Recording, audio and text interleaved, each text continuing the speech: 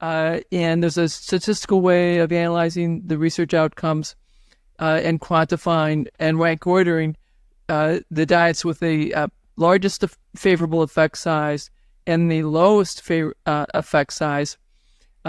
We find the Paleolithic on top, followed by Mediterranean, followed by low fat, followed by ketogenic, followed by anti-inflammation, intermittent fasting. Calorie restriction is worse than usual diet. And that's probably not surprising that if you cut calories to 70% of metabolic requirements, people have less energy, and that's pretty tough to sustain. You are seen as a pioneer in the field. Yes. Okay. Like Dr. Casey Means was on with us a few weeks ago. By the way, Casey says hello, and she loves you. She says, I love Terry. Well, and that, you told me a little responsibility. I've ruined her career. I've ruined her career. She was on track to become a surgeon in otolaryngology. She discovered my work, and it really, transformed how she thought about disease and health, and how we should manage people with a ear, nose, and throat problem.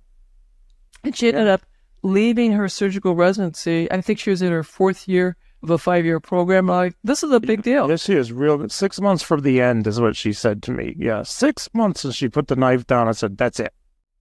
Part of us, we are slowly poisoning ourselves gradually by all this processed food-like chemicals, dyes in our food, sugar, white flour products. And that's slowly killing us. And it makes me think about, the frog experiments. If you take a frog and you throw it into a pot of boiling water, the frog just jumps out. It recognizes the toxic environment. If you take a frog and you put a frog in cold water, put it on the stove, turn on the fire, and the fire slowly heats, the frog will die because the change comes on slowly. The frog doesn't know to immediately jump out. When I train our folks in my clinics and my clinical trials to improve their diet, get the junk out, eat these things known as vegetables, meat, and then if they have a cheat day, then they often have headaches, malaise, they feel terrible, perhaps they have a flare of their poor vision or sensory disturbance or weakness. They know, like, oh my God, that food was bad for me. But they could tell because they had cleaned all the junk out. I tell my family I really want to try riding my bike, which I haven't done in 6 years. Right. So we had this emergency family meeting. My kids don't want me to bike because they don't want me to fall and get hurt. Mm-hmm. But Jack says, to my 16-year-old son, Zach, you run alongside on the left. Mm-hmm. And she tells my 13-year-old daughter, Zebby, you run alongside on the right, and she'll follow. We all get into position, and she says, okay, all clear. And I push off. Wow. Yeah. I bike around the block. And, when I relive that moment, yeah. My kids are crying, Zach's crying, Zebby's crying, Jackie's crying. And I still, have tears come to my eyes as I relive that moment because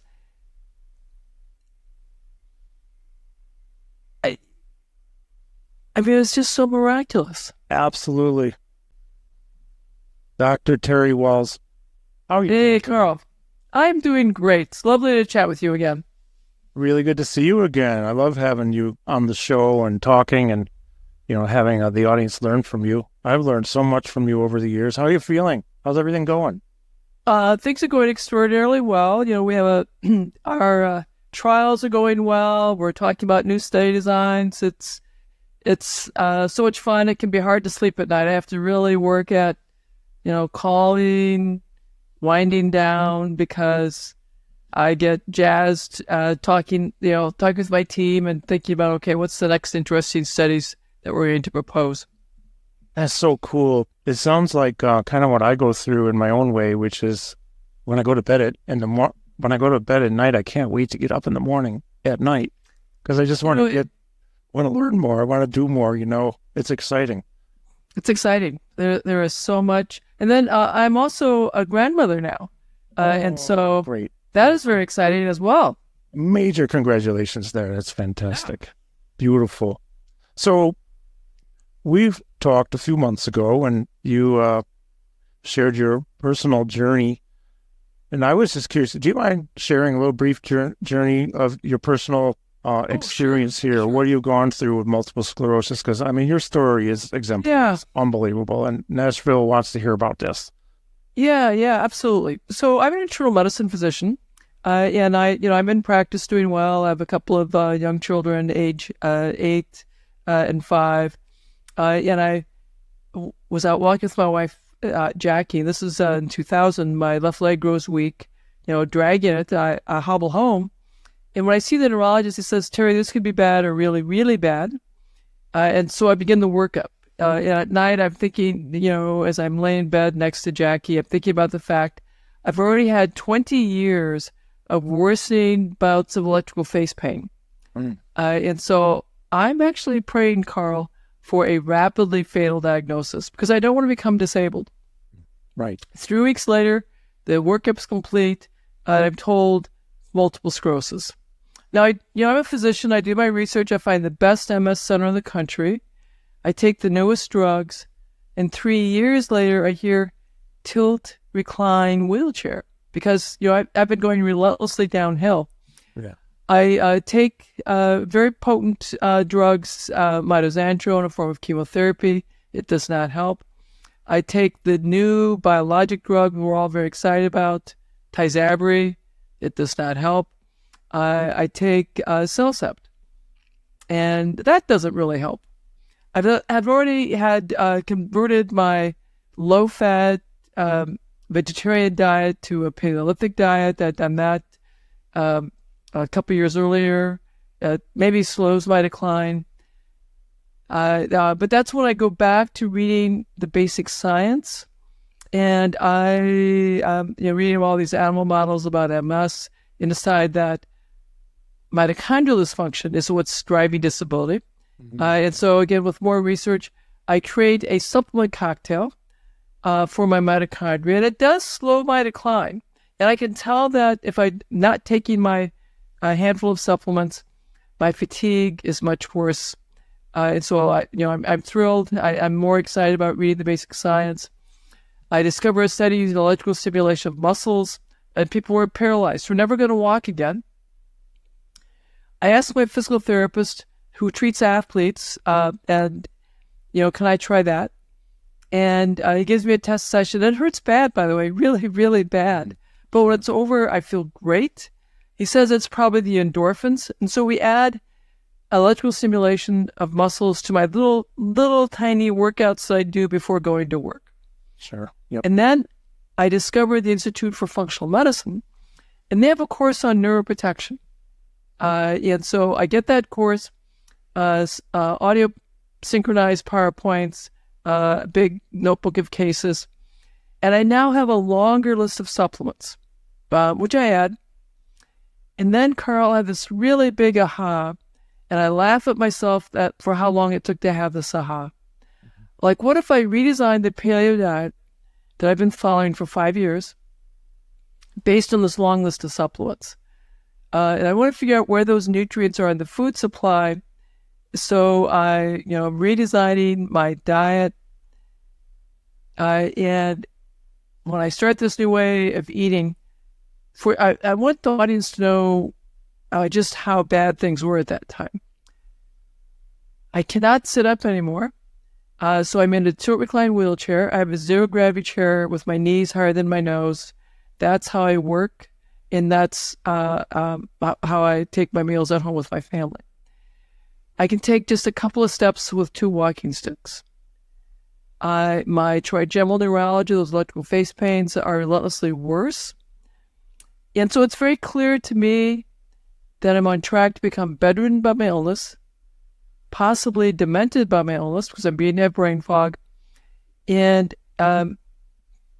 my trigeminal neuralgia is getting harder and harder to turn off. So, I'm very concerned that will turn permanently on. And when it's on, it just really can't function. Mm-hmm. So it's a very grim future. On top of that, my boss has reassigned me to this new clinic that I have to start in January, where I'll be seeing the traumatic brain injury patients as part of a multidisciplinary team, no residents, and he described a job that physically I knew I couldn't do. And it was probably, an effort to force me into medical retirement. So I start this new way of eating December 26, 2007. January comes, and now I have to start, seeing patients at the traumatic brain injury clinic. The first 2 weeks, I just watch my new partners do their thing. The third week of January, I have to start examining the patients. And I come home on Monday, and I tell Jack, well, that wasn't too bad. And by the way, honey, could I sit in a regular chair for supper? Mm. Which I haven't done in years.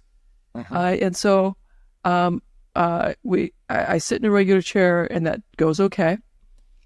And then, the rest of the week, I'm seeing these patients, I'm examining them. On Friday, I tell Jack, I think I can do this. And my physical therapist says, Terry, you're definitely getting stronger. Let's advance your exercises a little bit, and we'll have you exercise twice a day and do your E-stim twice a day. Then it's 15 minutes twice a day. Then it's 20 minutes twice a day. Then it's half an hour twice a day. And then I start walking with 2 walking sticks. Wow. And then with 1 walking stick. And then with none. And then on Mother's Day, I tell my family I really want to try riding my bike, which I haven't done in 6 years. Right. So we have this emergency family meeting. My kids don't want me to bike because they don't want me to fall and get hurt. Mm-hmm. But Jack says, to my 16-year-old son, Zach, you run alongside on the left. Mm-hmm. And she tells my 13-year-old daughter, Zebby, you run alongside on the right, and she'll follow. We all get into position, and she says, okay, all clear. And I push off. Wow. Yeah. I bike around the block. And, when I relive that moment, yeah, my kids are crying, Zach's crying, Zebby's crying, Jackie's crying. And I still, have tears come to my eyes as I relive that moment, because it was just so miraculous. Absolutely. Dr. Wahls, I'll tell you what, I'm sorry to interrupt. Let's continue this amazing story. I need to go to a break real quickly. Okay. All right. We'll come right back, folks, with Dr. Terry Wahls. She's the author of The Wahls Protocol. If you haven't heard of it, you need to get it. It's one of my favorite books. We'll talk about her work, her books, and her story more so when we come back. And thanks so much for listening. Okay, we're back. This is Your Health Matters. My name is Carl Sterling. Today we have Dr. Terry Wahls with us. Dr. Wahls, I can't even imagine or I could probably only imagine at best what it felt like. That push off, and you're riding the bike. You've got a child on either side of you. Tell us more, please, because this is a huge turning point for you, I know. And after that, I rode my bike every day, a little bit more. And then in October, Jackie comes back and says, honey, I signed us up for the Courage Ride. It's 18.5 miles. However far you go will be great. It'll be triumphant. And by God, it was hard, but I made it, 18.5 miles. Once again, we're all crying, and my kids are crying, Jackie's crying, I'm crying. And this really fundamentally changes how I'm thinking about disease and health, the way I practice medicine in my primary care clinics with the residents, in my traumatic brain clinic without the residents. Sure, yeah. And before I came to that traumatic brain injury clinic. The plan was, well, you'll recover however much you're going to recover. We'll give you a smartphone, a tablet. And I come in and say, there's a whole lot we can do. Let's talk about your diet, your exercise. I got a few supplements for you to take. And you could tell the people that I saw, they were doing better. And I was talking in the primary care clinics about all the things that people can do with their self-care. And we were seeing, diabetes reverse, rheumatoid arthritis reverse. It was remarkable. Sure. It radically changed how I thought about disease and health. I was really changing the way I practice medicine. And of course, that would have a variety of impacts. People, a lot of folks thought I'd really gone off the deep end, that I was now sort of wacko and crazy. Now, fortunately, my chief of staff and my chief of medicine at the university, I ultimately had to meet with them, explain what I was doing, the science behind my interventions. And they would eventually become hugely supportive. And my chief of medicine at the university and my chief of staff at the VA wanted me to do a clinical trial testing my intervention in others with progressive MS. And so we got funding from a small nonprofit in Canada. We were able to do this amazing clinical trial. Basically, the protocol I use for my recovery and others with primary progressive MS, secondary progressive MS. So those folks never expect to recover, Carl.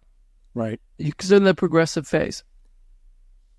We had a remarkable reduction in fatigue, remarkable improvement in quality of life, improvement in anxiety, in depression, and verbal and nonverbal reasoning. So thinking, cognition is improving.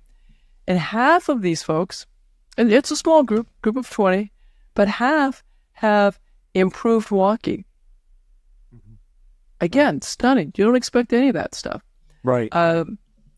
So as we're presenting that research to the research day for the College of Medicine and the VA hospital, people were like more and more impressed with what I was doing. My ideas were less crazy. Then we started getting funding to do, small diet studies, larger diet studies, which we've been presenting at national and international meetings. So, my message that diet, exercise, lifestyle should be an integral part of the care of complex chronic diseases like MS, which was crazy when I was first talking about in 2008. Mm-hmm. Now in 2024, I'm being heralded as one of the grandmothers, the mothers of this idea that diet and lifestyle are really a critical part of managing a patient with multiple sclerosis or other autoimmune disease. Sure. I mean, I'll just interject for a moment. For example, well, first of all, you are seen as a pioneer in the field. Yes. Okay. Like Dr. Casey Means was on with us a few weeks ago. By the way, Casey says hello, and she loves you. She says, "I love Terry." Well, and that, you told me a little responsibility. I've ruined her career. I've ruined her career. She was on track to become a surgeon in otolaryngology. She discovered my work, and it really, transformed how she thought about disease and health, and how we should manage people with a ear, nose, and throat problem. And she ended up leaving her surgical residency. I think she was in her 4th year of a 5-year program. I'm like, this is a big deal. Yes, she is real. 6 months from the end is what she said to me. Yeah, 6 months, and she put the knife down and said, "That's it." I can't I gotta do find it. out why people are sick. Why is everybody so sick? And when medical students come work with me, when undergraduates come work with me, I warn them that I may be exploding your understanding of life, your understanding of disease and health. And you'll be transformed in ways that are a little hard to predict. And so I warn them all. And most of them. But I love it. Well, see, this is what the world needs. The world needs you and more people thinking like you who are knocking down these walls. You know, let's go right back to you changed things. You went through a few years, 3 years or something, the traditional medical treatments for MS. Or something. 7 years. 7 years. 7 Okay, years. I'm sorry. 7 years. And then, 3 years when I'm walking. 4 years I'm not walking. Yeah. Okay. Thank you for straightening. Clarifying that. But then you said you're thinking about the word of the year. I think it's mitochondria, because wow, when we look at that power pack of our cells, of every cell, and its functionality or lack of mitochondrial dysfunction, whatever, but even thinking about feeding our cells and our mitochondria in a way that would nourish our body to heal I think that's revolutionary, because it isn't really that long ago, I think, that anybody started thinking about it, and you're thinking about it. You're a pioneer. So, we, for a long time, and I still believe in double-blind, randomized, controlled trials. But we also have to think about nutrition, diet, and exercise. That you have to do a different kind of trial, and we'll talk about that, I'm sure, in one of your next segments. But absolutely, this is fascinating. So, yeah, we've got a few seconds before break, so I'm just wondering. Well, let's talk real quick. You've written books. There's Wahls Protocol, the Wahls Protocol, and then I don't have this other one. There's a cookbook too, right? Yeah, a cookbook, Cooking for Life, and then my first book, Minding Your Mitochondria. Minding My Mitochondria. That was I was really focused on mitochondria and what a key role that played in my recovery. I love it. Okay, with that said, we'll go to break. This is Your Health Matters. We'll be back in a couple of minutes. This is Your Health Matters. We're back with Dr. Terry Wahls. So, Dr. Wahls, there are a lot of trials out there using drugs and pharmaceuticals and all that, and of course it's all necessary. We need to do it. We need to keep looking and finding things that are helpful. But how about trials using exercise and diet as the protocol? Yeah. Well, when you do drugs, you can do drug compound A, compound B. Neither the participant nor the researcher know which one is the active and which one is the placebo. But when you do diet, people know what we're eating. And if you do exercise, we know what exercises I'm doing. So I can tell I'm on the intervention side or I'm on the control side. And when you're in a trial, you want to be on the intervention side. It's people are disappointed to be on the control side. So it's a more challenging to get people in. It's more challenging to help people actually change their behavior, create this new habit, whether it's a food habit or exercise habit. They need a lot more support to make that change going. Sure. So it's a more complex study design. It requires a lot more resource to help people change our behaviors. But if you want to create health, it's all about helping people change how they're feeding their cells, change the exercise to change that environment and the microenvironment.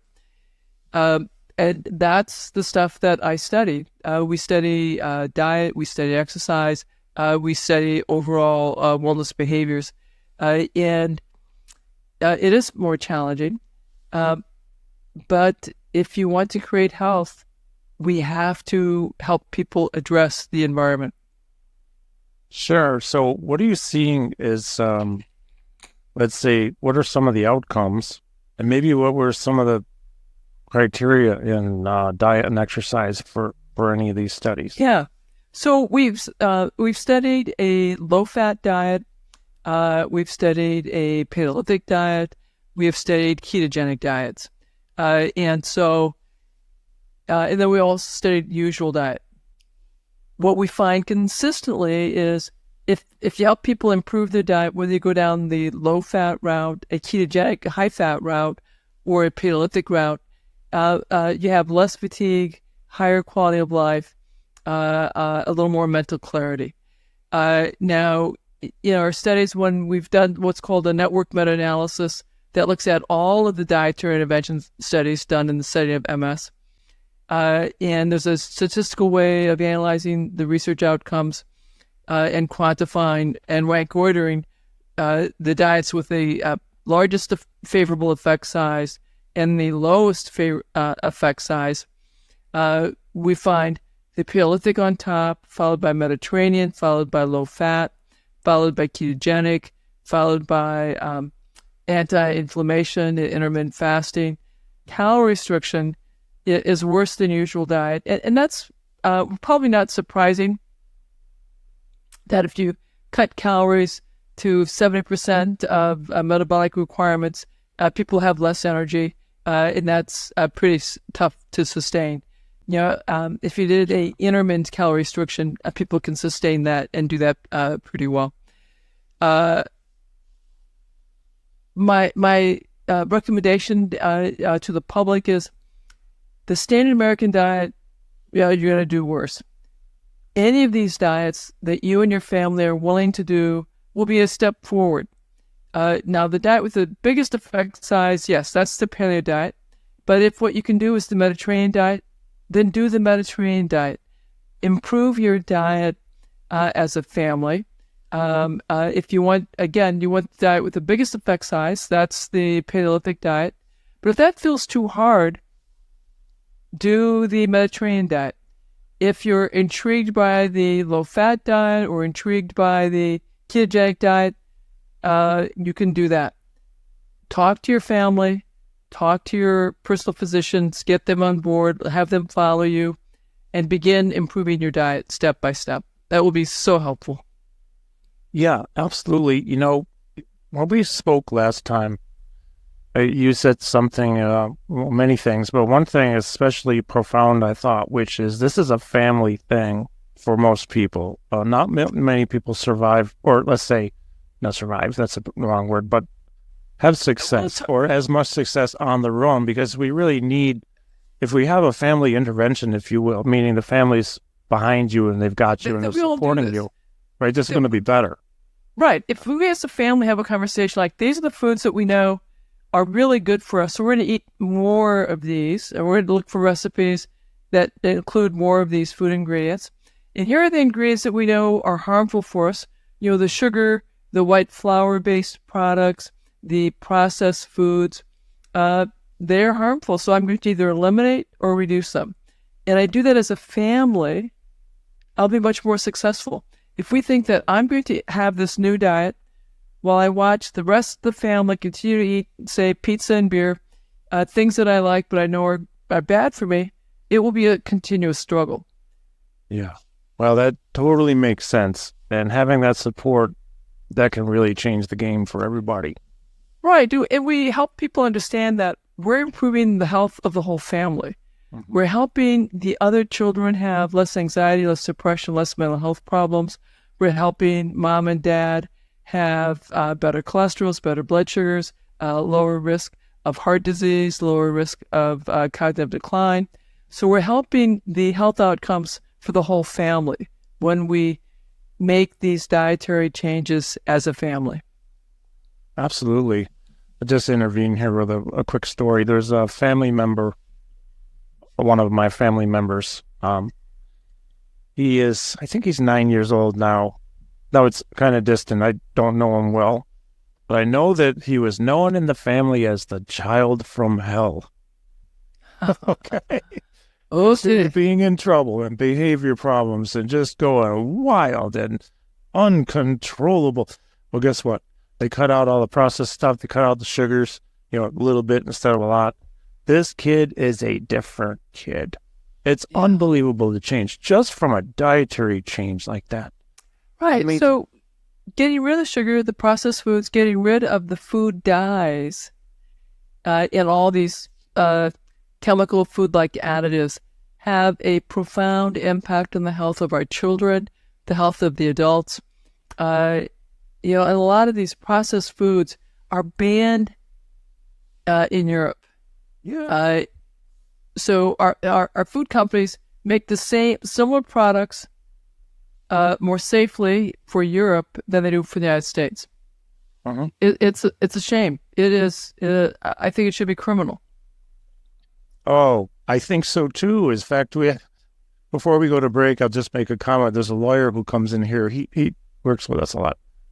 Really nice guy. And we were talking the other day, a couple weeks ago, and I was telling him all this stuff. Actually, no, he was here and his brother was here. His brother is in Corpus Christi, Texas, and he's a world-renowned facial cranial surgeon, like plastic surgery and things. He didn't know about this. He said, this should be criminal, shouldn't it? I said, yeah. I think so. It just seems wrong. Of course, that's why I'm doing this show, to educate. But we're going to go to a break real quick and continue when we come back with Dr. Terry Wahls. Great to have you here. And we'll be back. We'll be back in a couple of minutes. We're back. And we're with Dr. Terry Wahls. Dr. Wahls, I was thinking recently and often, if we could feel the changes happening in our body, let's say, at a mitochondrial level, where maybe they're dysfunctioning, like there was pain. Let's say we had pain every time something died off or a cell dies off as a result of killing it from what we put in our body. Well, I think a lot of us would change our behaviors. Yeah. But you have an analogy, which I really, really love about this. Would you mind sharing? Because what I really want to get across here, as best as I can, is that little changes can make a big difference either way.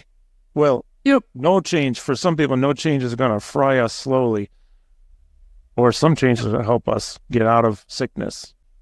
Part of us, we are slowly poisoning ourselves gradually by all this processed food-like chemicals, dyes in our food, sugar, white flour products. And that's slowly killing us. And that makes me think about, the frog experiments. If you take a frog and you throw it into a pot of boiling water, the frog just jumps out. It recognizes the toxic environment. If you take a frog and you put a frog in cold water, put it on the stove, turn on the fire, and the fire slowly heats, the frog will die because the change comes on slowly. The frog doesn't know to immediately jump out. When I train our folks in my clinics and my clinical trials to improve their diet, get the junk out, eat these things known as vegetables, meat, and then if they have a cheat day, then they often have headaches, malaise, they feel terrible, perhaps they have a flare of their poor vision or sensory disturbance or weakness. They know, like, oh my God, that food was bad for me. But they could tell because they had cleaned all the junk out and they had jumped like the frog into the boiling water and said, oh, nope, this feels bad, I'm not going to do it. So we teach people something called biosensors so they can pay attention once they've cleaned up their diet, that if there's a sensory disturbance or a motor disturbance, to look back at the previous 24 hours. What did you eat? What did you do? What was the toxic exposure that might explain why your symptoms got worse? Now they can tell that their environment is supporting their mitochondria, supporting how their cells work, or their environment became toxic, and that's why they have more symptoms. When you can train people to pay attention to that, then they can sustain their change, whether it's the exercise change, whether it is a diet change. Until we can link the two, we will go back to these addictive foods. And keep in mind, the food industry has hired the PhD food scientist to create products that drive overconsumption, that drive craving, that drive withdrawal, to get us to consume more of their product. We should be eating these radical things that our grandmothers all called, my grandmother, and I'm in my 60s, so She was born in the early 1900s. She made vegetables. She cooked meat. She had some fruit. There wasn't a lot of sugar. And, you ate your food. And we weren't eating, cookies and candies. We weren't eating processed foods. We weren't eating a lot of dyes or food-like chemicals. We were eating our vegetables, some fruit, meat, and, we were healthy and strong. If you look at pictures from the 1940s, 1950s here in the U.S., the population is lean and strong. If you look at pictures now in 2024, people are overweight. Our children are overweight. Our children are having type 2 diabetes. We radically change what we are feeding them. We need to radically change what we are feeding them again and go back to vegetables, meat, fish, eggs, Absolutely. Well, Whole Foods. Whole Foods. Almost a lot of these conversations end up going into talking about, would your grandmother have eaten it, or your great-grandmother? The answer is probably not for a lot of the things that are there today. I worked in a grocery store when I was 16. That was in 1977. It was my first gig, if you will, other than a paper route, mowing lawns. But so we didn't stock the shelves with that much processed stuff back then. I mean, yeah, there definitely were things, but wow, the explosion since then is huge. And of course, the explosion the tobacco industry bought the food industry, and the tobacco industry knows how to make products addicting. And they knew that making their ultra-processed foods, and ultra-processed means sugars and white flours, and dyes and other food-like chemicals that are added specifically to make the food tastier, more addicting, and so that you have more craving if you don't take it, and you get a buzz as soon as you eat it. Yeah. And that's how our processed foods are designed. You could look at the ingredients here in the United States, a long list of food-like chemicals added to that food. If you look at the same product in Europe, very small ingredient list without any of these food-like chemicals. Why is that allowed? And I'll put out that I think both the Republican and the Democratic lawmakers should agree that as a matter of public health and saving our economy, we should get that shit out of our food. We should have the same kind of standards that Europe has that require safety. This should not be a partisan issue. The public health of eating vegetables without all these food-like additives would be profound. It'd be profound. All of our political parties should agree that improving the health of the population by improving the quality of our diet is the single most powerful lever that we have to improve the health of our children and the health of our population as a whole. Absolutely. I mean, that's my goal, is to educate, bring these things to light, get knowledgeable leaders in the field like you to join me, which again I appreciate so much, because you've been leading this for a long time now, and of course you're dealing with your own personal journey with MS, but just in general, things need to change. So, Dr. Wahls, we have about a minute left, and I wanted to ask you if you have a particular takeaway message for our listeners. Replace processed foods with vegetables in meat, or vegetables, beans, and a gluten-free grain. That will be a profound forward step for the health of you and your family. Absolutely. And your books, you have, okay, let's go over those. You've got my first book, my first book, Minding My Mitochondria, still available in Kindle. The Wahls Protocol, get the revised edition, and then the Wahls Protocol, Cooking for Life. They're wonderful books to help you really transform your understanding of disease and health and vitality. These are great books, folks. We got to get them. Well, Dr. Wahls, we are out of time. Radio minutes go so fast, but thank you, my friends, so much for joining me again. I really appreciate it. And best of luck to you, and congratulations, you're a grandma. Yes. Congratulations. Thanks so much. And everybody, thank you so much for listening. Have a great day.